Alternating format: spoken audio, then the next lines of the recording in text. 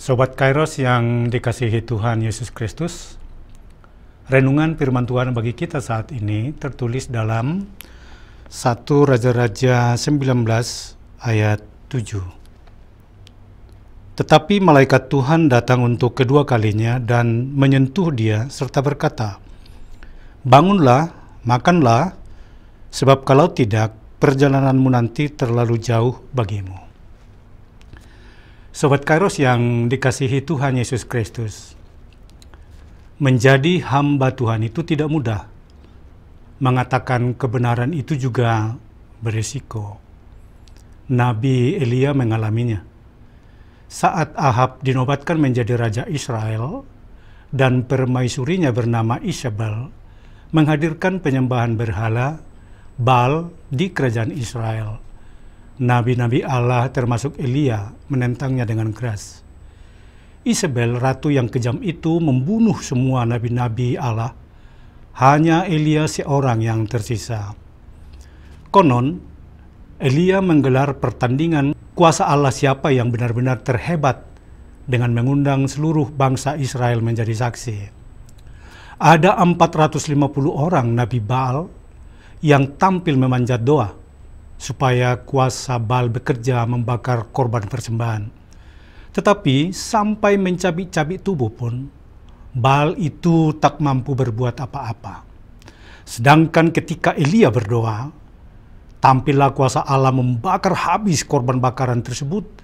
Bahkan air di parit ikut mengering, saking besarnya kuasa Allah bekerja. Terakhir, saudara, ke-450 nabi dewa Baal itu dibunuh oleh Elia.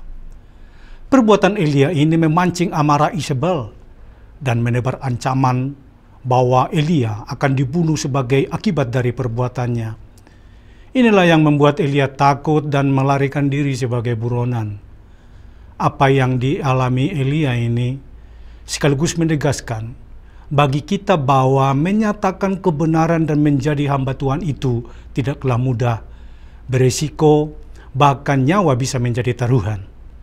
Tantangan dan resiko-resiko seperti ini akan terus ada sepanjang masa, terutama karena kuasa-kuasa dunia ini terus saja hadir dalam berbagai wujud untuk mendesakkan pengaruhnya, merebut hati manusia untuk kemudian melupakan Allah. Sobat Kairos, saat menghadapi ancaman bahaya, sisi kemanusiaan para hamba Tuhan dan orang-orang percaya itu bisa muncul sehingga menjadi takut dan gentar. Seperti yang dialami Elia dalam nas ini, yang melarikan diri dan sembunyi hingga sampai ke padang gurun dekat Barseba. Dia hampir putus asa serta mengeluh kepada Tuhan, katanya, "Cukuplah itu. Sekarang ya Tuhan, ambillah nyawaku, sebab aku ini tidak lebih baik daripada nenek moyangku." Dalam keadaan frustasi, ia berbaring di bawah pohon arar, tertidur dan bermimpi. Rupanya Tuhan tidak membiarkan hambanya sendiri menanggung beban. Kemanapun Elia pergi, Tuhan senantiasa hadir menyertai, menjaga dan memeliharanya.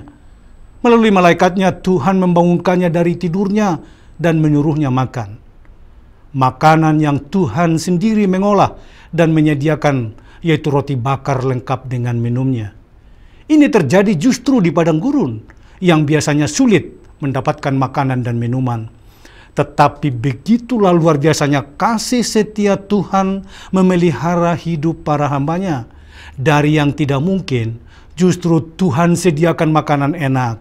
Itulah sebabnya kita dilarang untuk khawatir, sebab jaminan hidup orang percaya bukan terletak pada ada atau tidak ada kita punya, bukan juga tergantung pada tempat, tapi semata-mata tergantung pada pemeliharaan Tuhan.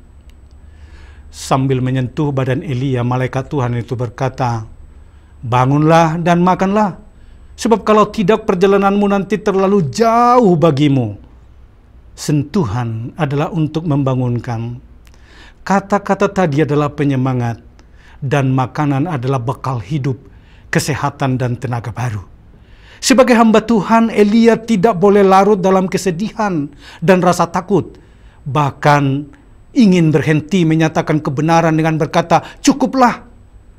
Tuhan tidak mau para hambanya bermental loyo menghadapi musuh, sebab kuasa Allah jauh melebihi penguasa dan raja-raja dunia, termasuk kuasa Ahab dan Isabel. Itu berarti kuasa iblis tidak boleh menang atas kuasa Allah. Para hamba Tuhan harus bangun, harus sehat, harus kuat, dan berani meneruskan perjalanan, memberitakan kebenaran dan mengalahkan kuasa-kuasa si jahat. Tugas itu harus secara estafet kita lakukan, sebagaimana amanat agung Tuhan Yesus, supaya kita pergi menjadikan semua bangsa menjadi murid-muridnya dan membaptiskannya.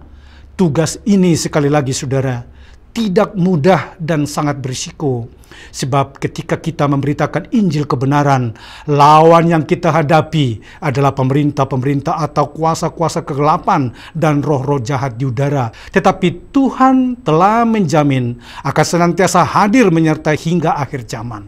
Ya, Dia juga telah memberikan roh-Nya kepada kita. Bukan roh ketakutan, melainkan roh yang membangkitkan kekuatan, kasih, dan ketertiban. Oleh karena itu Sobat Kairos, marilah terus bekerja untuk Tuhan.